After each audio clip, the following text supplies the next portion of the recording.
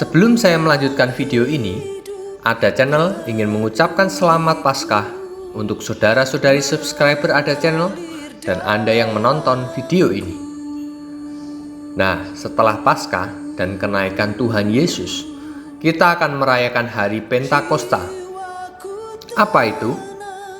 Dan pastinya Ada Channel ada jawaban. Pentakosta berasal dari bahasa Yunani yang berarti hari ke-50.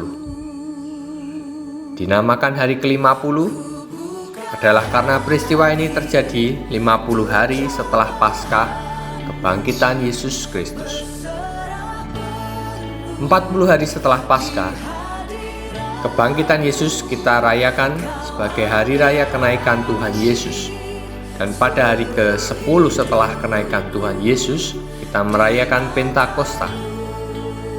Jadi, Paskah, kebangkitan Tuhan Yesus, dan hari raya kenaikan Tuhan Yesus dan Pentakosta sangat erat kaitannya. Nah, Ada Channel akan menguraikan kaitannya.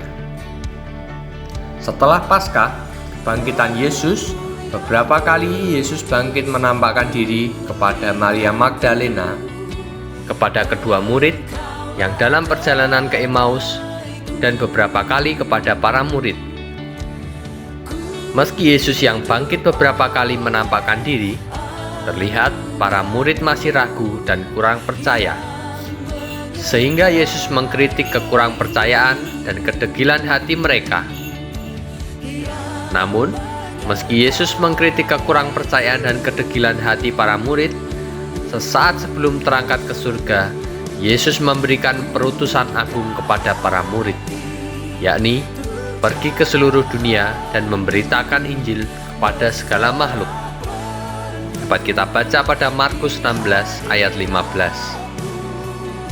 Perutusan yang sama inilah yang kita terima saat perayaan Ekaristi sudah selesai, di mana imam akan berkata, "Marilah kita pergi, kita diutus."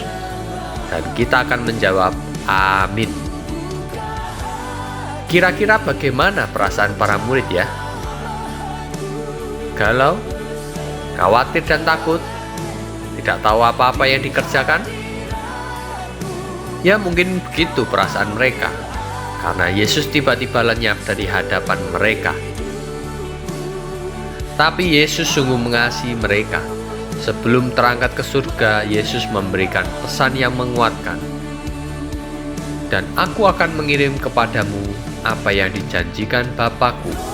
Tetapi kamu harus tinggal di dalam kota ini sampai kamu diperlengkapi dengan kekuasaan dari tempat tinggi." Dapat kita baca pada Lukas 24 ayat 49. Nah, setelah Yesus terangkat ke surga, para murid kembali ke Yerusalem seperti yang diperintahkan oleh Yesus. Setiap hari bersama Bunda Maria dengan beberapa perempuan lain serta dengan saudara-saudara Yesus, mereka bertekun dan sehati dalam doa. Dapat kita simak pada Kisah Para Rasul 1 ayat 12-14. Sehingga saat ini, setelah hari kenaikan Tuhan, kita akan melanjutkan dengan novena Roh Kudus. Novena ini memperingati para murid yang bersama dengan Bunda Maria bertekun dan sehati dalam doa menanti-nantikan Roh Kudus yang dijanjikan. Dalam novena Roh Kudus, kita selalu mendaraskan doa mohon sabta karunia Roh Kudus. Kita memohon roh hikmat, roh pengertian, roh nasihat, roh keperkasaan, roh pengenalan akan Allah, roh kesalehan, roh takut akan Allah. Ketika hari Pentakosta, semua orang percaya berkumpul di suatu tempat. Tiba-tiba, turunlah dari langit suatu bunyi seperti tiupan angin keras yang memenuhi seluruh rumah di mana mereka duduk. Dan tampaklah lidah-lidah seperti nyala api yang bertebaran dan hingga pada mereka masing-masing. Maka penuhilah mereka dengan Roh Kudus. Lalu mereka berkata-kata dalam bahasa-bahasa lain seperti yang diberikan oleh Roh itu kepada mereka untuk mengatakannya. Mari kita baca pada Kisah Para Rasul 2 ayat 1-4. Apakah Roh Kudus itu? Roh Kudus adalah pribadi ketiga dari Tuhan, yaitu Tritunggal Maha Kudus yang bersama Bapa dan Yesus Sang Putra. Roh Kudus adalah kasih yang ditumpahkan bagi kita dari Bapa dan Putra. Dan Pentakosta mengingatkan kita akan hal ini.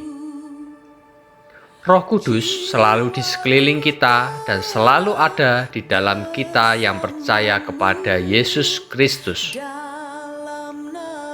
Pentakosta menutup masa Paskah dan dikenal sebagai hari ulang tahun gereja, karena pada Pentakosta Roh Kudus turun atas para rasul yang merasa sendiri dan takut setelah Yesus terangkat ke surga meninggalkan mereka. Pentakosta bukan sekedar pengingat bahwa Yesus selalu ada bersama mereka. Ia memberanikan mereka dengan kekuatan yang melampaui diri mereka untuk melanjutkan pekerjaan Yesus, yaitu membangun kerajaan Allah di bumi. Roh Kudus memberikan mereka keberanian dan karunia agung, seperti berbicara dalam bahasa-bahasa baru, dan Sang Sabda tidak lagi diperuntukkan hanya bagi Yerusalem, tetapi ditujukan untuk disebarkan ke seluruh dunia. Dan inilah pekerjaan para rasul yang dilanjutkan gereja hingga akhir zaman. Marilah pergi, kita diutus. Amin. Ya, sekian video Ada Channel kali ini. Semoga Ada Channel dapat memberikan sesuatu yang positif untuk saudara-saudari subscriber dan teman-teman yang menonton video ini, sehingga menambah wawasan kita akan arti dari Pentakosta. God bless you all. Jangan lupa like, comment, and subscribe. Tuhan memberkati. Amin.